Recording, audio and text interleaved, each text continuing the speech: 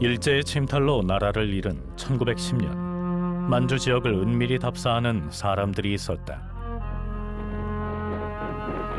무장 독립투쟁을 벌일 기지를 모색하던 경상북도 애국지사들의 선발대였다. 김동삼과 김만식 등 선발대는 이곳 유하연 삼원포 일대를 독립전쟁의 거점으로 점찍었다. 이런 느낌이 들죠. 막상 1910년에 나라를 잃게 되면 경북 사람들은 두 가지 길을 가게 돼요. 하나는 단식 순절하는 길이 하나 있고 또 하나는 독립군 기지를 건설하러 가자. 1895년 을미사변부터 시작된 경북 인사들의 51년 독립전쟁의 봉화가 타오르기 시작했다.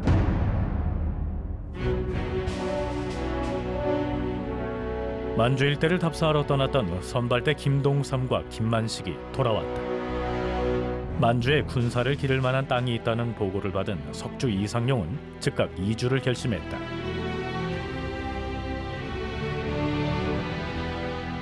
혁신유림의 지도자였던 이상용은 일찍이 신민회와 손잡고 무장투쟁을 계획하던 터였다. 이상용은 은밀하게 대저택과 땅을 처분한 후 일족 150여 명을 이끌고 만주로 향했다. 석주 선생은 이 집이 종갓집이고 종갓집 종손이고 또 그때는 국내에서 제일 이름 높은 유학자거든요.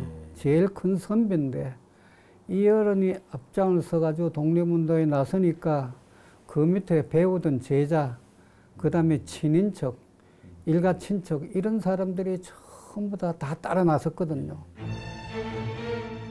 안동시 임하면 내암마을, 이상용의 처남 김대락도 만주 이주를 결심했다.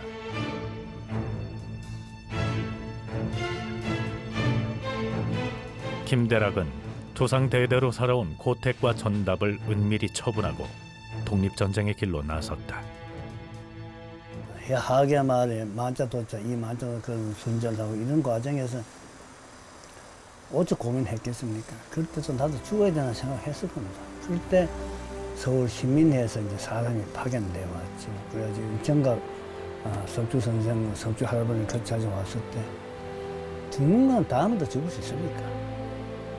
만주 지역이라는 건 옛날에 발해 고려 땅, 우리 땅이 고토니까 넓은 땅에 가서 한번 싸보고 죽어도 늦지 않잖아. 이렇게 제일 온 겁니다.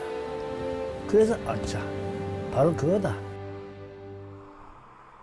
김대락이 나서자 이 마을에 살던 일가 친척 150여 명이 뒤를 따랐다. 한 동네 주민들이 한꺼번에 독립투쟁에 나선 데에는 이 마을에 살던 일송 김동삼이라는 걸출한 지도자의 역할이 컸다. 김동삼과 김대락의 지도 아래 만삭이 된 임산부까지 독립투쟁에 나섰다.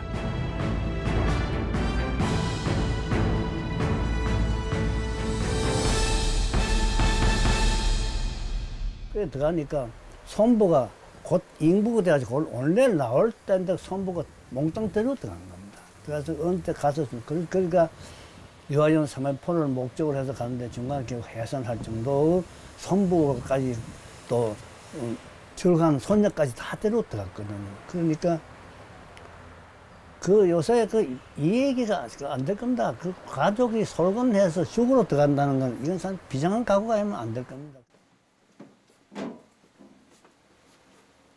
안동시 남후면에 살던 추산 권기일도 독립전쟁에 나서기로 결심했다. 당시 권기일 집안의 토지를 기록한 문서다. 권기일은 이 엄청난 재산을 처분하여 독립운동 자금을 마련한 뒤 만주로 출발했다. 뭐 얼마나 잘 때려놓고 할까요? 뭐 한 3,000석 했다. 연 3석 했는데 골이 그 비잡을 정도로 소그룹하고 이제 소에 이제 그 이제 싣고 이렇게 들어오는 게 그랬다. 한 달 이상을 곡식을 그 싣고 들어오는 걸 모든 사람들이 그렇게 많이 봤다 그러면서. 독립전쟁에 동참하는 사람들이 갈수록 늘어났다. 안동에 살던 이원일 일가 15명, 무실과 삼산마을의 류인식 일가 5명, 예안의 배승환 일가 4명, 영덕의 박경정 일가 6명, 울진의 황만영 일가 50여 명, 영양의 조만기 일가 8명, 구미의 허겸 일가 15명, 울진 이희영 일가 20명도 만주로 떠났다. 이들은 기차를 이용해 신의주에 도착한 뒤 압록강을 건너 만주로 향했다. 일가족이 목숨을 걸고 나선 비장한 망명 행렬이었다.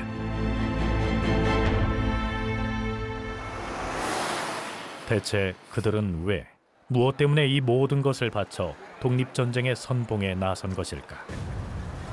경상북도 독립운동기념관 김희곤 관장과 함께 경상북도 출신 독립투사들의 행적을 따라가 보기로 했다.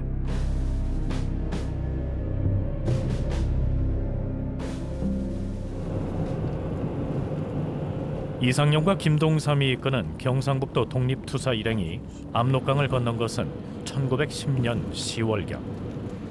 고향을 떠날 때에는 가을이었지만 만주 벌판에는 이미 혹독한 추위 속에 눈보라가 몰아치고 있었다.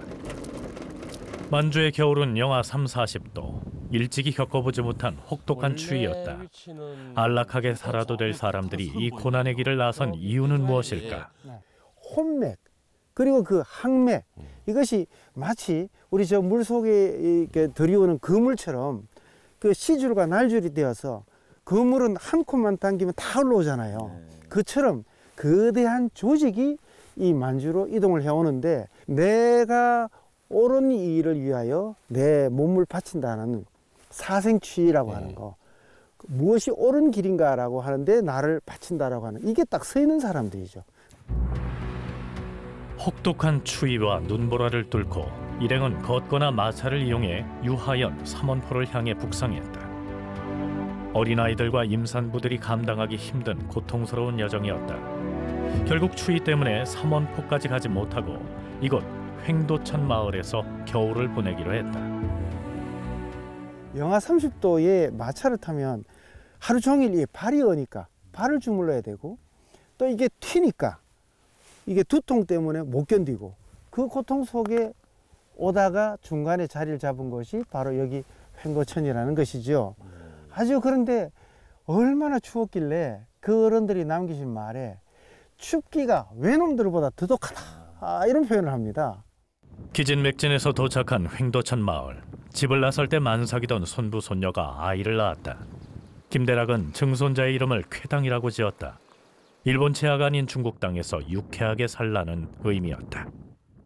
근데 하필이면 또 이 추운 만주였습니까? 여기서 무장투쟁을 하려고 했던 이유는 또 뭐죠? 이게? 우선은 우리가 무장투쟁을 하려면 사람이 있어야 되잖아요. 사람이 와야 되잖아요. 또 그 군대를 유지하려면 동포사회가 만들어져야 돼요. 그러니까 그것이 제일 편한 곳이 어디였을까? 국경을 접하고 있는 곳, 그 다음에 우리의 고토라고 하는 인식, 우리 땅이라고 하는 인식, 그리고 여기가 오기도 좋고 농사 짓기도 좋고. 낯선 땅, 혹독한 환경에 채 적응하기도 전에 그들은 학교를 열어 아이들을 가르쳤다.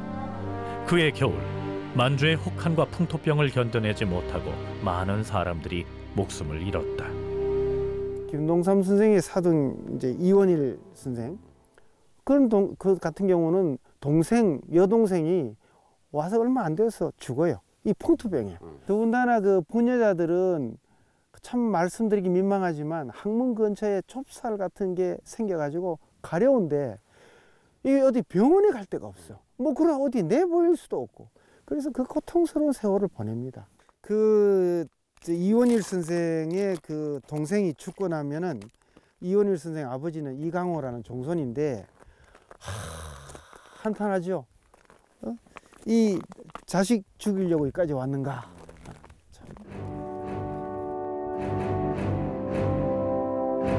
이듬해 추위가 풀리자 일행은 다시 북상해 유하연 삼원포에 도착했다. 선발대로 왔던 김동삼이 독립운동의 기지를 건설할 만한 곳이라고 점 찍어둔 약속의 땅이었다. 삼원포의 환경 또한 혹독했다. 방한복과 방한화를 착용한 취재진도 견디기 힘들 정도로 혹독한 추위가 몰아쳤다. 겨울을 어떻게 났을까 싶어요. 저는 이 추운 정말. 눈놀이고 하는데. 난 일로 지금 물이 들어가가지고 지금 저 발이 얼어. 지금 이 뭐야? 지금 이 옷에 이 신발로 이런데 여기 정착할 때도 참 어려움이 많았을 것 같은데 뭐 참 그렇겠습니다. 네, 어떻습니까? 그렇죠. 정착할 때는 상당히 어려움이 많은 게 우리 그 당지 있는 주민들 그 토지를 안 준다는 거죠. 네. 토지를 안 주고 그리고 조선에서 이렇게 왕족들이 와가지고 이러면 인차 뒤로는 일본은 따라올 것이다. 그래가지고 아주 좀 배척합니다. 삼원포 대고산은 경북 독립지사들의 근거지였다. 1911년 후발대가 속속 도착하자 이상용은 이곳 대고산에 경학사라는 자치 조직을 만든다. 경학사는 산업을 장려하고 인재를 양성해 무장투쟁을 수행할 힘을 기르는 것이 목적이었다.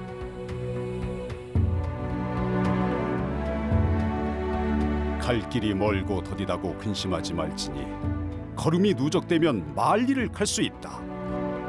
규모가 엉성하다고 탄식하지 말지니 한 삼태기도 쌓이면 태산이 될 수 있다. 사랑스럽도다 한국이여, 애처롭도다 한민이여. 오시오 오시오. 우리 무리를 보호하는 것이 곧 우리 백성들을 보호하는 것이며 우리 사를 사랑하는 것이 곧 우리나라를 사랑하는 것이다. 이듬해 지도부는 통화연 합리하로 이주했다. 망명하는 지사들이 늘어나면서 더 넓은 땅이 필요했기 때문이다. 여기서 자치조직인 부민회를 조직하고 신흥 강습소를 열었다. 여기는 바로 신흥무관학교 본교 후에 또 분교가 있던 이런 자리입니다. 국내에는 주로 합리화라고 많이 그렇죠. 알려져 있는 곳이죠. 앞에 있으면 이 dun덕 밑에 흐르는 강이가 합리화입니다. 합리화라는 건 원래 이게 만주어인데 만주족이 한 개 부족, 한이 부족이란 이런 부족이 이름을 따서 합리화라고. 신흥 강습소가 있던 자리다. 신흥 강습소는 훗날 신흥 무관학교로 바뀌는데 이후 만주 지역에서 벌어진 독립전쟁을 수행하는 투사들을 양성한 교육기관이었다. 1914년 김동삼은 신흥 무관학교 졸업생들을 모아 백서농장이라는 군영을 개척했다. 이들은 낮에는 농사를 짓고 밤에는 군사훈련을 하며 독립전쟁을 준비했다. 경상북도 출신 독립운동가들이 세운 신흥 무관학교와 자치조직인 부민단은 이후 벌어진 독립전쟁에 든든한 기반이 됐다. 60까지는 안 될 것 같아요. 남만 지역이 반일 독립운동이 근거지 아니면은 반일 독립운동 그 근거지를 구축하는 중심이 바로 신흥 강습소라고 봐야 될 것입니다. 그래서 이 강습소가 서고 나중에는 신흥 학교로 되고 나중에는 신흥 무관 학교로 되지 않습니까? 여기에서 배출된 많은 학생들이 북로 군종서라든가 서로 군종서라든가 또 좀 뒤에 가서 청산리 전투라든가 이런 일련의 단체 일련의 투쟁에서 거의 뭐 핵심이라고 봐야 되겠죠. 1919년 3월 만주의 애국지사들은 이곳 길림에서 만세운동을 벌였다. 여기가 바로 길림시 제일 번화가인데 길림시는 남북으로 된 길림대가 동서로 된 해방대로 이 교차점 일대가 전부가 제일 길림시에서 제일 번화한 거리입니다. 이 도로 그럼 해방도로. 지금 해방대로지. 그다음 국내에서 3.1 선언서가 나왔는데 이 길림에서 나온 독립선언서는 아예 제목이 대한독립선언서입니다. 만주의 애국지사들이 작성한 대한독립선언서다. 이민족의 학대와 압박에서 벗어나 대한민주의 자립을 선포한다고 되어 있다. 선언서의 끝에는 39명의 지도자들이 서명을 했는데 경북 출신은 이상용, 김동삼, 허역 등 세 분이었다.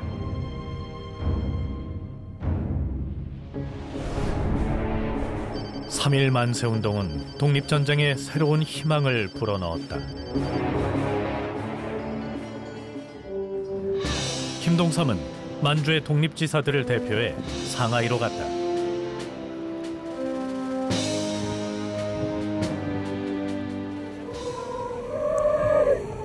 당시 상하이에는 국내 인사들은 물론이고 만주와 미주 등 해외에서 독립운동을 하던 지사들이 속속 도착했다.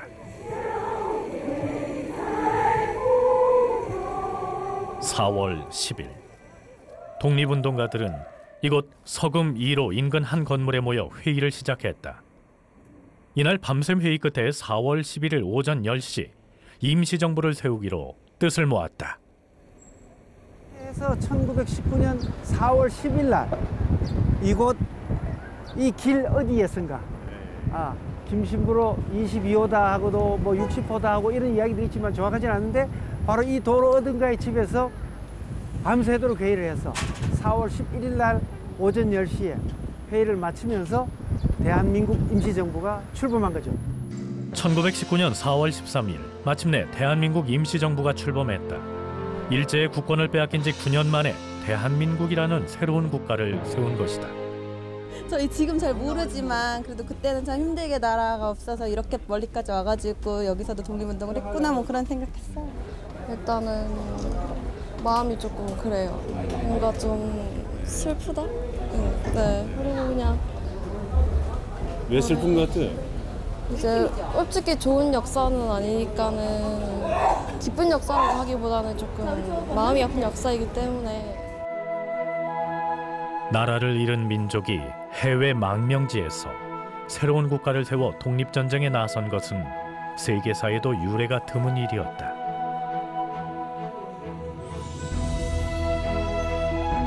독립전쟁의 목표도 보다 선명해졌다. 새로운 나라를 세웠으니 일본 침략자들과 싸워 물리치는 일만 남았다. 초대 대통령에는 이승만이 취임했다. 경북 출신 인사로는 이상용, 김동삼, 김창숙, 김응석 등 20명이 대한민국 임시정부에 참여했다.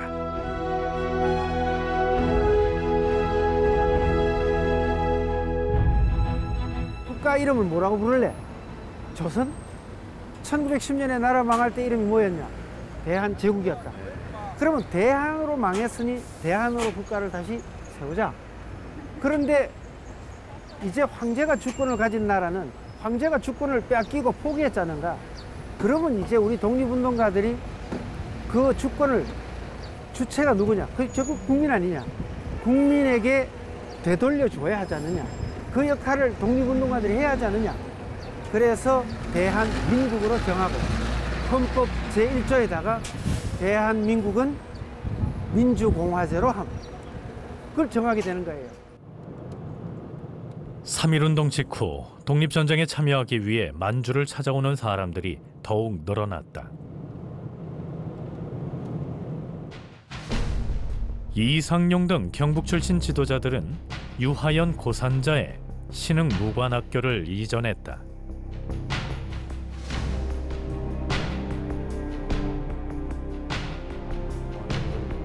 이야, 우구. 신흥무관학교가 있던 곳이다. 이곳 역시 강추위가 몰아치는 혹한의 환경이었다.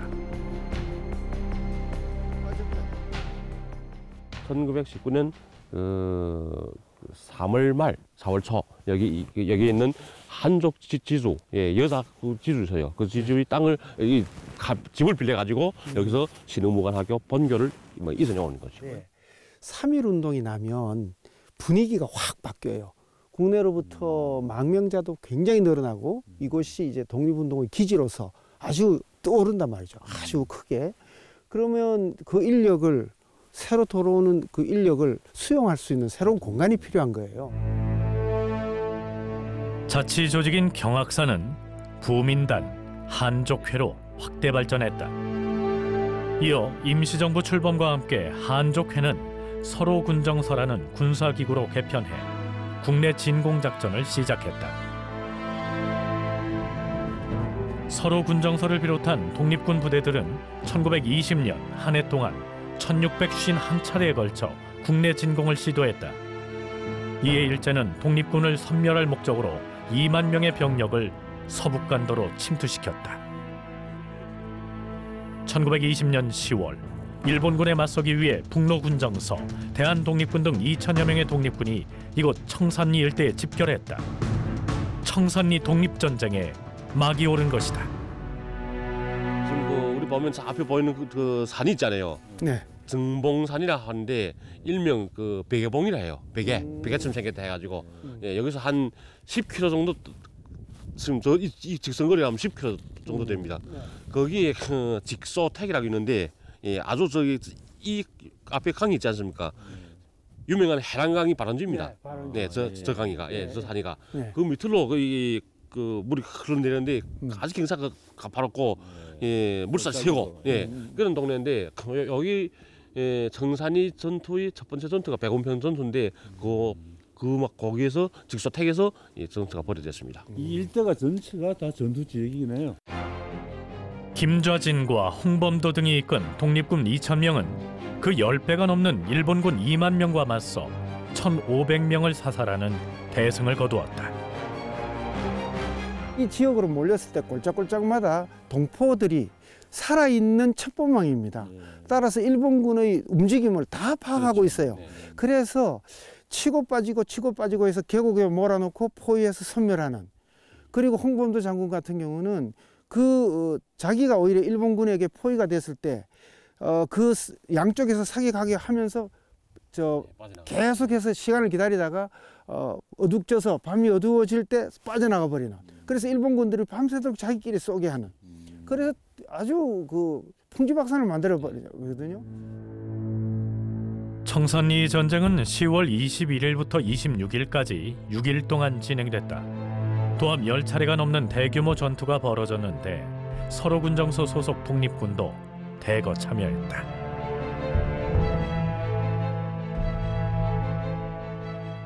그때 김좌진 장군이 이상용 선생에게 편지를 보냈거든요. 이 좀 지원을 해달라. 그래서 서로군정선이 북로군정선이 너나 할 게 아니다. 그래서 대거 군대를 보내요. 보내고 그 참모장인 김동삼 선생도 상당한 거리까지 따라왔어요. 그리고 서로군정서의 그 신흥무관학교의 교관이었던 이청천, 신팔균, 김경천 상당한 그 장교들도 다 이 북로군정서 쪽으로 이동을 해서 이 전투에 참가를 했단 말이죠. 전쟁이라고 불러도 손색 없는 대규모 전투에서 독립군은 일본 정규군을 맞아 대승을 거두었다.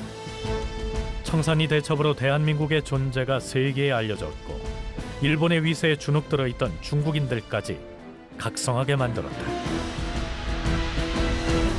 중국에서는 이 동북지역, 만주 지역의 한인들이 그 독립운동, 한일투쟁에 대해서 상당히 높게 평가하고 있습니다.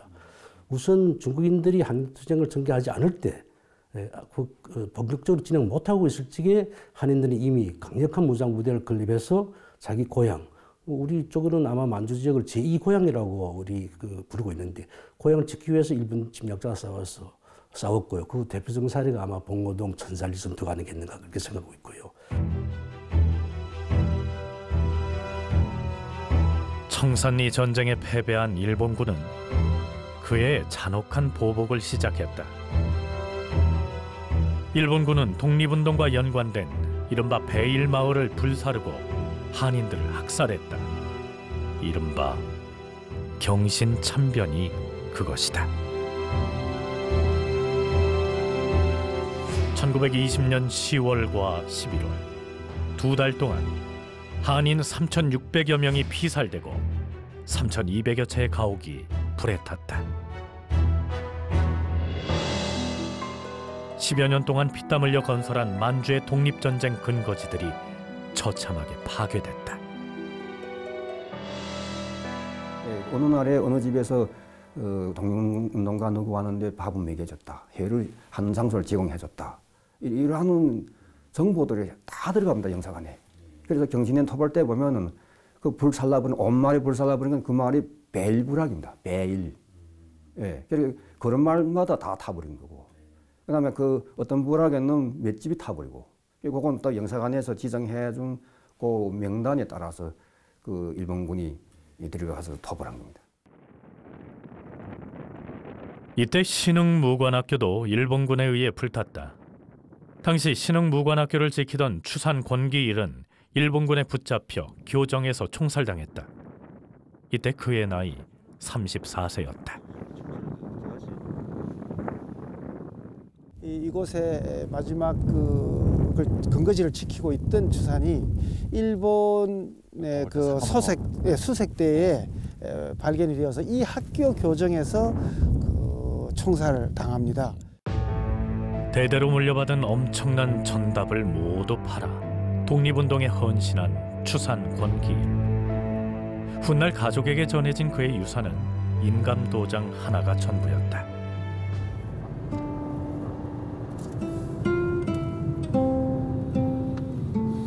모든 것을 독립전쟁에 쏟아부은 할아버지. 그 때문에 종손 대용 씨는 학교조차 제대로 다니지 못한 채 택시를 운전해 생계를 이어왔다. 막상 가보니까 뭐 참 옥수수밭, 푸른 옥수수밭밖에 가지고 비는 뭐 논날같이 오지 그 뭐 볼 것도 없고.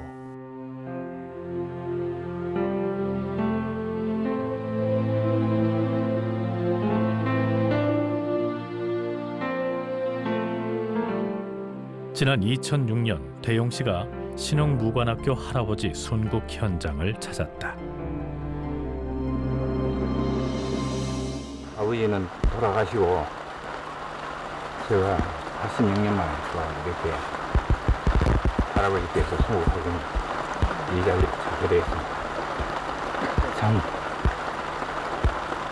보임에여서 말이 안 나옵니다. 뭐 딴 것보다 눈물이 쏟아져서 딴 것보다도 뭐 아무 생각 없이 거기서 뭐 갔다가 울고만 뭐 왔지요 뭐. 유화연 왕굴령곡에 경신참변 당시 김동삼 선생의 동생 김동만도 이곳에서 학살당했다. 그래서 이제 일제가 그 마구 조사를 다닐 때 그 소식을 듣고서 이 마록구에 살던 김동만 선생을 비롯해서 남자들은 피해요. 그래서 피했는데 11월 달이 되니까 이처럼 이제 춥고 눈도 내리기 시작하고 그래서 이제쯤은 일본군이 이제 다 철수했거니 하고서 내려왔다가 그날 40명이 넘게 잡혀갑니다. 잡혀서 그 가운데 12사람이 바로 그러니까 마록구에서 저 사문포로 가는 이 여기 이 왕굴령이라고 하는데 여기에서 12분이 참사를 당해요. 부인을 비롯한 가족들이 달려왔을 때 김동만은 목이 절반 넘게 잘려 덜렁거리는 참혹한 상태였다. 그 참혹한 목이 덜 떨어진 남편을 본 부인이 어떻게 했어요? 그래서 나중에 저 북만에 갔다가 이렇게 계속해서 다니기는 어렵겠다 해서 그 부인을 사람을 정상적인 사람으로 보낼 수가 없으니까 짐처럼 소포로 그래서 이 사람 뒤에다가 죄송합니다. 사람 뒤에다가 주소 써서 한국 주소. 그래서 대구역에서 인수하는 걸로 붙이면 그 사람이 중간에 기차를 갈아타야 되잖아요. 그래서 대구역으로 연락을 받고 고향 동네에서 나가서 소포를 찾는 거예요. 그래서 고향 동네에서 조금 안정을 찾고 다시 왔다. 그런 슬픈 이야기들이 있지요.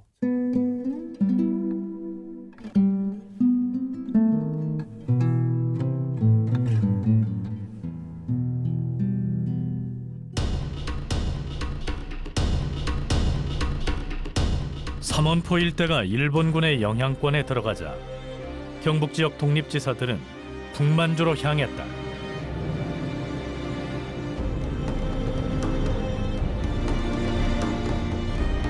그리고 하얼빈 인근의 이 춥고 황량한 들판을 개간해 독립운동 기지를 건설했다.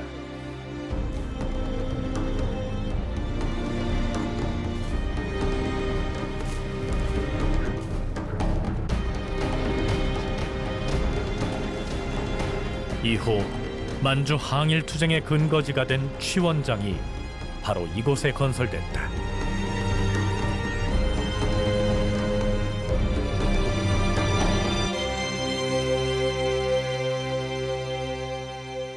그 안동이나 경북에서 사실은 누리고 살던 사람들이에요. 그렇죠. 있는 사람, 배운 사람, 가진 사람들이 그 만주로 와서 혹독한 고생을 하는데 또 참혹하게 많은 분들이 돌아가신단 말이죠. 네. 학살되면서. 네.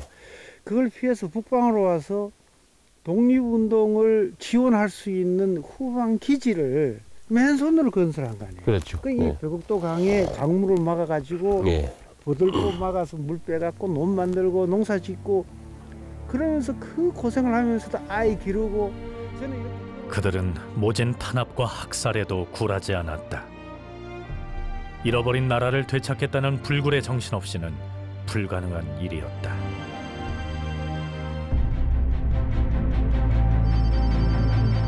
(1921년 4월) 석주 이상용이 북만주에서 북경으로 출발했다. 경신참변 이후 연해주로 떠났던 독립군들이 자유시에서 독립군끼리 충돌해서 다수의 사상자를 내고 반목하게 되자 대책을 마련하기 위해서 각 진영 지도자들이 북경에 모인 것이다. 화원이 요즘 또 공원이 됐네. 이곳 삼패자 화원에서 이상용을 비롯한 지도자들이 군사통일위원회 회의를 시작했다. 뺐잖아, 적어놨잖아. 딱 맞네. 저 군대를 어떻게 다시 재조직해서 국내로 진공작전을 펼 것인가, 이것이 북경에서 군사통일회의를 여는 이유가 되고요. 지도자들은 독립군 부대를 게릴라 부대로 편성하여 국내 진공작전을 벌이기로 결의했다. 하지만 군대 통솔 지휘권을 두고 분쟁이 생겼다. 당시 북경에서 촬영한 이상용의 사진이다. 이상용은 통합을 위해 노력했지만 분열이 커지자 다시 만주로 돌아갔다. 내분으로 흩어진 만주의 독립군을 다시 묶어 세운 사람이 김동삼이었다. 1922년 김동삼은 이곳 환인현 마관자에서 독립군들을 규합해 통군부를 설치했다. 분열을 극복하고 독립전쟁을 수행할 강력한 기구가 만들어졌다. 여기에 이제 김동삼 선생이 이끄는 이 서로군정서, 이 세력들이 어떻게든 통합을 해서 흩어져 내려오는 독립군들을 묶어 세워보자 해서 만든 것이 이제 통군부입니다.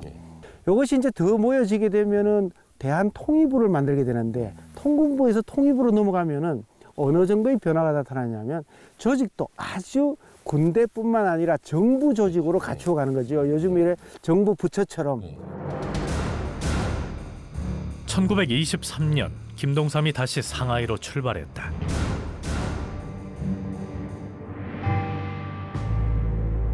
상하이 발선교에서 열린 국민대표회의에 참석하기 위해서였다. 국민대표회의는 침체된 독립운동의 활로를 모색하기 위해 박은식, 안창호 등이 소집했다.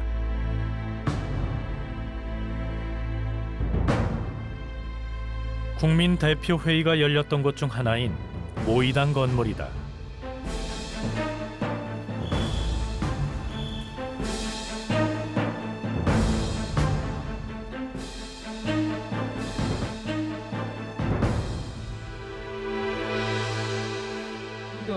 옛날에 옛날에 모의당이에요. 이거 창건은 1887년. 예. 1923년 1월 3일부터 국내외 독립운동 지도자 130여 명과 수행원 등 400여 명이 모여서 6개월 동안 회의를 열었다. 우리 독립운동의 그 자금줄, 사람의 줄을 다 일본이 자르고 나면 대한민국 임시정부가 아주 쇠락해져요. 그래서 이제 이것을 어떻게 하면은 극복해서 다시 부흥시킬 것인가를 방향을 찾다가 국내 국외 가릴 것 없이 독립운동가들의 전체 대표자 회의를 이곳에서 한번 열어보자. 도산 안창호가 임시의장을 맡아 진행한 예비회의에서 본회의에 상정할 안건을 결정하고 국민대표회의 의장을 선출했다. 본회의 의장에는 일송 김동삼이 선출됐다.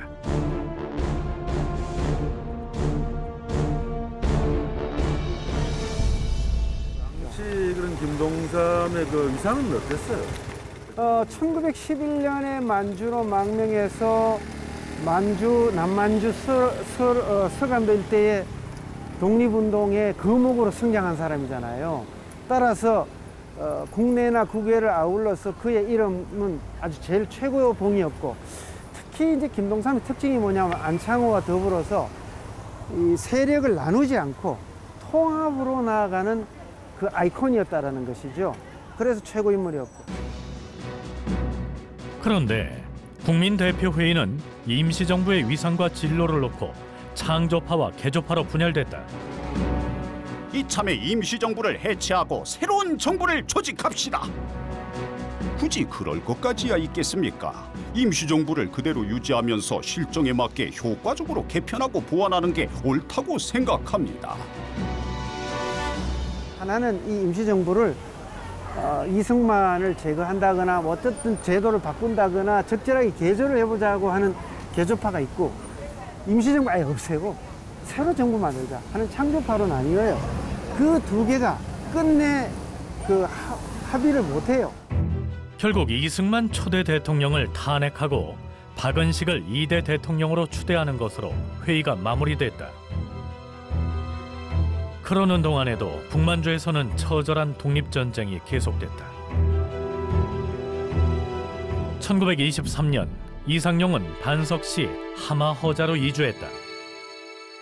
일제의 밀정과 경찰에 쫓기는 와중에도 이곳 하마허자의 터를 잡고 길람사를 조직했다. 길람사는 청년 독립투사를 양성하는 조직이었다. 네. 역사에서 잊혀져 버리는 거는 네. 또 찾아오고 네. 기억하고 이때 지형은 뭐 어때? 예, 여기 지금 보면 우리가 당시 철길 있지 않습니까? 여기에 자그마한 기차역이 있었습니다. 근데 석조 선생은 기차역 근처에 집을 잡고 있었는데 해마다 비가 장마철이 되면 비가 그 높은 곳에서 흐르지 않습니까? 그러니까 이 집에 비가 계속 새고 해가지고 계속 이렇게 우산을 없으면 이렇게 살기 힘든 이런 형편이었다고 합니다. 우리 국민들이 왜 그 독립운동 하시는 분들이 한 곳에 정착해서 하질 않고 여기 1년, 저기 1년, 저기 2년 이렇게 하느냐고 궁금해하시는 분들이 많아요. 실제 사실은 일본 정보기관들이 계속해서 추적을 하는데 한 곳에서 편안하게 정착해서 전립하기가 어렵다는 것이 하나고요. 또 하나는 이분들이 이동하면서 영역을 자꾸 확장을 해가요. 새로 올라오는 분들에게 영역을 나누어서 어디 가서 이제 하라. 그래서 활동 반경을 키워가는 면도 또 하나 있거든요. 개척한다는 의미도.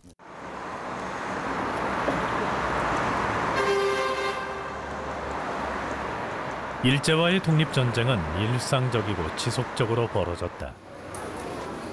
1924년 하얼빈 남 18도가에 조선 청년 3명이 잠입했다.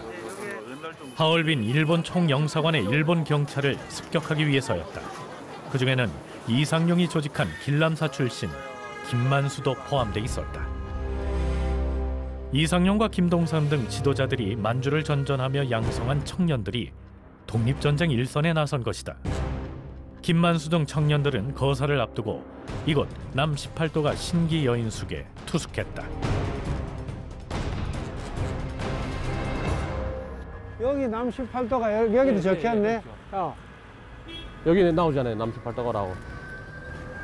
여기 보면 이렇게 남 18. 이 세 사람은 이제 석주 이상용 선생을 비롯하여 이 경북 출신 독립운동가들이 10년대에 씨를 뿌려서 길러놓은 청년이. 그런데 거사를 하기도 전에 정보가 새나갔다.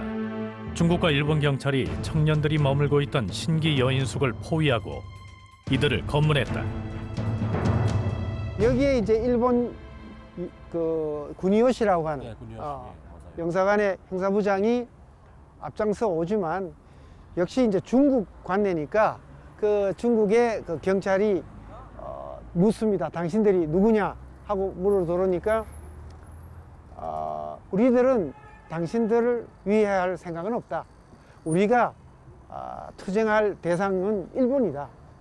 그러고 있는데 일본 그 군이요시 형사부장이 들어오니까 바로 쏴 죽여버리죠. 작지만 치열한 전쟁이 시작됐다.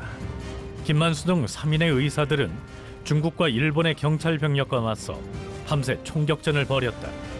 이 총격전은 다음 날 중국 경찰이 지붕을 뚫고 포탄 6발을 던져 넣고서야 끝이 났다.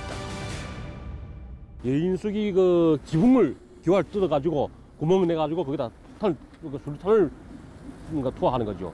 그러니까 결국 아무 그 반응이 없으니까 들어가 보니까 다 이미 자기를 해서 죽은 채로 이 사람들이 희생되고 있는 이런 상황이에요.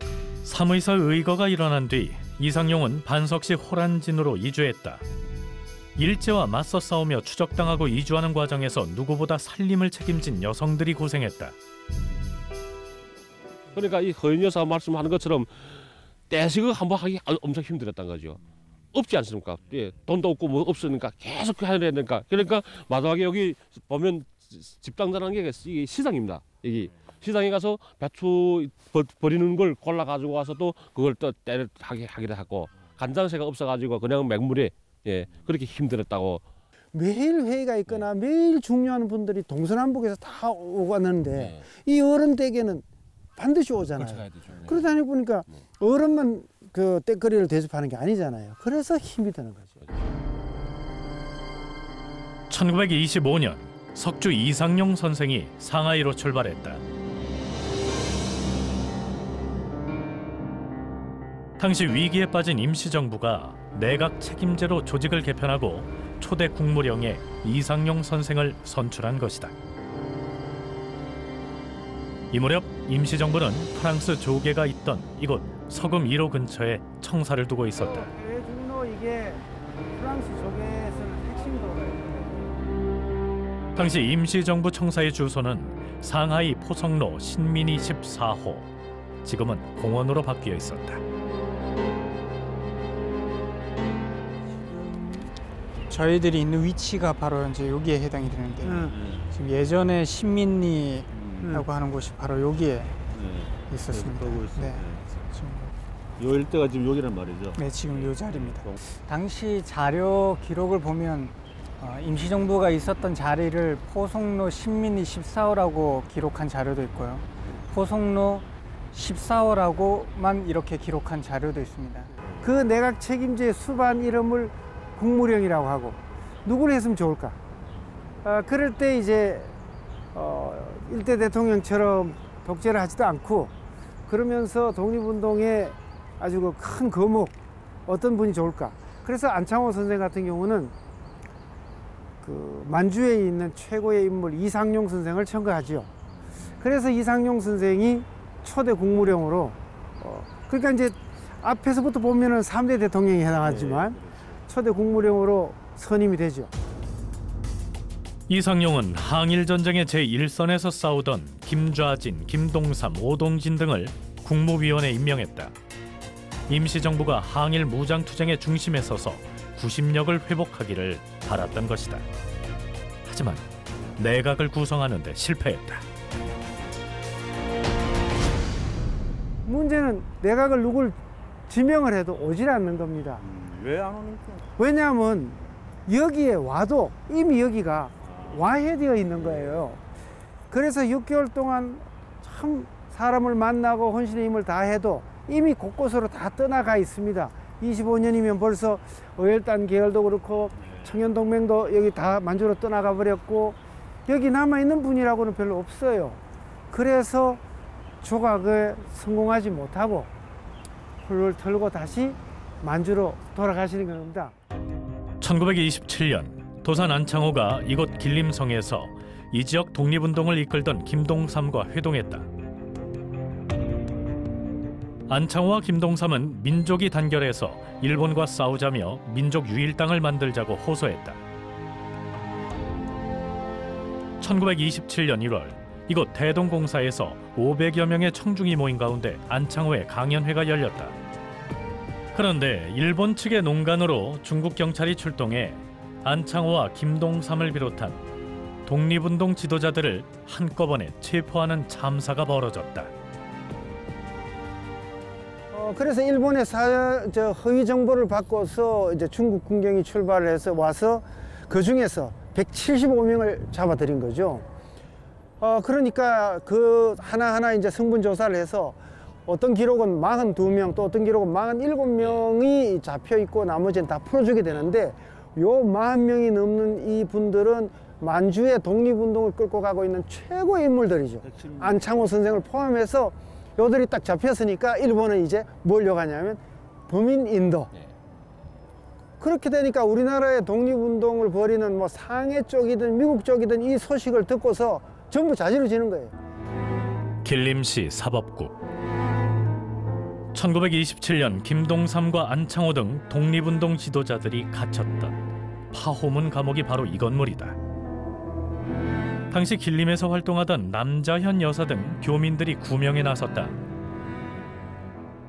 남자현 여사가 굉장히 큰 구명 활동을 했다는데 이제 어떻게 풀려나게 됐어요? 그래서 네, 그 남자현 여사가 그러니까 우리 김동삼 선생 이게 붙잡혀 들어오니까 옥바라지를 했고, 그리고 우리 그 한인 사회 모든 한인 사회도 발붙고 나서서 구명 운동했고, 국내외에서 지도자들을 구하기 위해 모금운동 등 다양한 활동을 벌였다. 결국 중국 경찰은 독립운동 지도자들을 전원 석방했다. 온 독립운동가들이 그러니까 상해에서든 뭐 어디서든 다 마찬가지로 혼연일체로, 그래서 상해에서는 이들을 구출하기 위한 자금을 급히 보낼 정도니까요. 그래서 독립운동계 전체가 움직인 그런 아주 그 획기적인 일이었습니다. 감옥에서 나온 안창호와 김동삼은 이곳 호란진으로 장소를 옮겨 정의부와 참의부, 신민부 등 3개 조직을 통합하기 위한 회의를 열었다. 그런데 통합 방식을 놓고 또다시 분열이 시작됐다. 자, 기존에 있는 조직끼리 합치자. 아니야, 기존에 있는 조직 중에서 기득권을 가진 큰 조직 중심으로 흘러갈 가능성이 있으니까 개인별로 하자. 이렇게 하면은 정의부를 이끌고 있는 김동삼 선생 입장으로서는 조직 단위로 합치는 게 낫지 않아요? 그런데 그렇게 가면 저 약한 사람들이 들어오질 않잖느냐. 그러니까 개인별로 합치자. 그래서 흔히 생각하면 상식적으로 김동삼 선생은 조직 단위로 합친다 할 것 같은데 아니에요. 기득권을 포기하는 것이죠. 1931년 일본이 만주를 침략했다. 20년 가까이 혼신을 다해 건설해 놓은 독립운동 기지들이 속속 일본군에 점령됐다. 일본 군경의 추격이 급박해지자 김동삼은 사돈 이원일과 하얼빈으로 피신했다. 1931년 10월 4일 하얼빈에 도착한 김동삼과 이원일은 이곳 남 16도가에 위치한 한 독립운동가의 집에서 하룻밤을 보냈다. 그리고 다음 날 아침 식사를 하러 나갔다가 일본 경찰에 체포됐다. 일본 놈들이 감시한 것 같아요, 계속. 이 정보망이 잘 깔려있어가지고 김동삼하고 어떤 사람이 이리 온다. 10월 4일 날 밤 11시에 하얼빈역에 내려서 정진영이라고 하는 우리 독립운동을 지원하는 의사 집에 하룻밤을 머물고 아침에 한국인이 경영하는 조그만 식당에 들렀던 모양입니다. 아침 식사를 하고 1시간 만에 체포가 됩니다.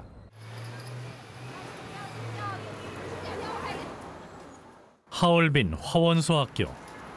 1931년 당시에는 하얼빈 일본 총영사관으로 사용되던 건물이다. 김동삼은 이 건물로 연행됐다. 여기 학교지.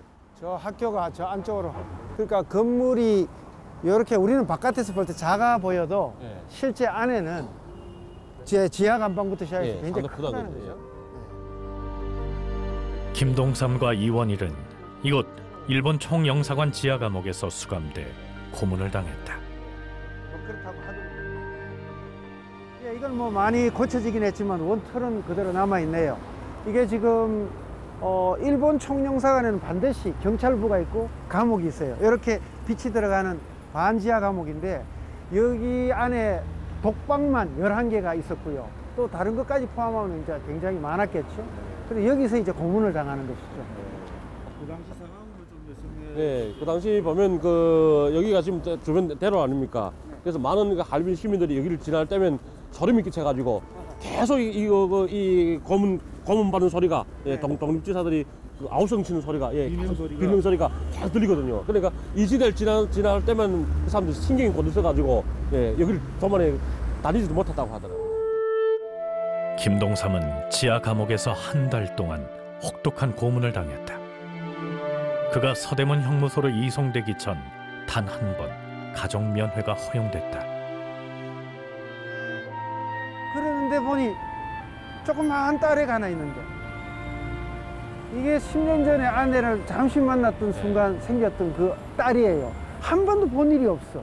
그러니 다른 큰 아들이나 며느리에게는 애들 잘 길러라, 어째라, 나라를 어떠다 이렇게 이야기하지만 얘한테는 아무 말을 못해. 그래서 그 아이 머리만 쓰다듬다 그만 끝이에요. 그 무렵 이상용은 일제에 쫓겨 설안현 소과전자촌으로 이주했다.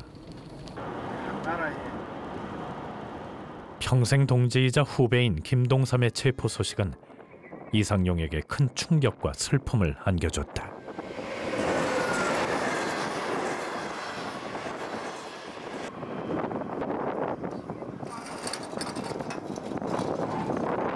김동삼이 체포된 이듬해인 1932년 석주 이상용이 쓰러졌다. 경상북도 안동에 살던 동생이 형이 위독하다는 전보를 받고 이곳 소과전자촌으로 찾아왔다. 동생은 병석에 누운 형에게 이제 그만 고향으로 돌아갈 것을 권했다.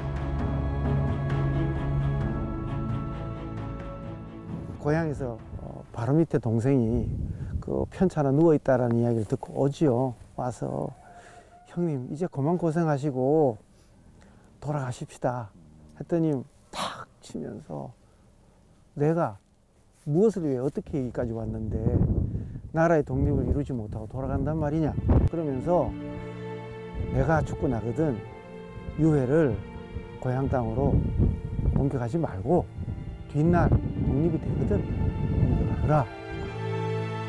1932년 5월 12일 이상용 선생이 세상을 떴다.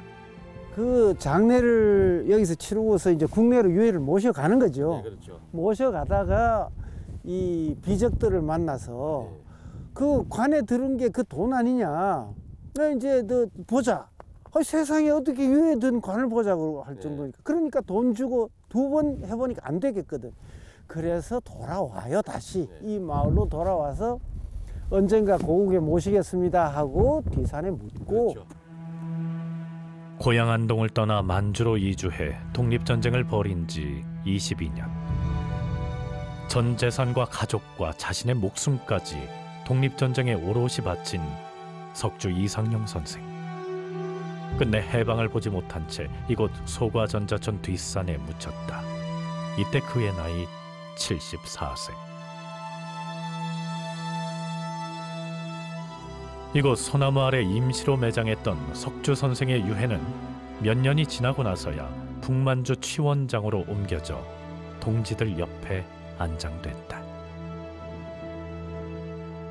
석주 선생께서 참 20년 가까이 독립운동하다가 독립을 보지 못하고 마지막 가실 때 그 심정은 어떻겠어요?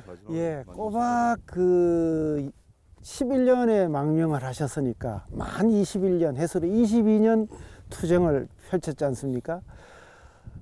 어찌 보면 가진 자고 배운 자고 그 누릴 수 있는 분이 자기 문중이 풍비박산되는 그런 다 그 각오까지 하고서 와서 이 나라를 찾겠다고 버텼던 것이죠.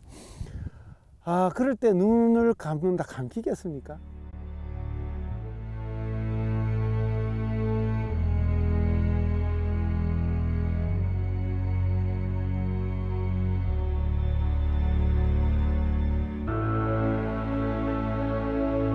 이상용이 사망할 무렵 김동삼은 서대문 형무소에 수감돼 있었다.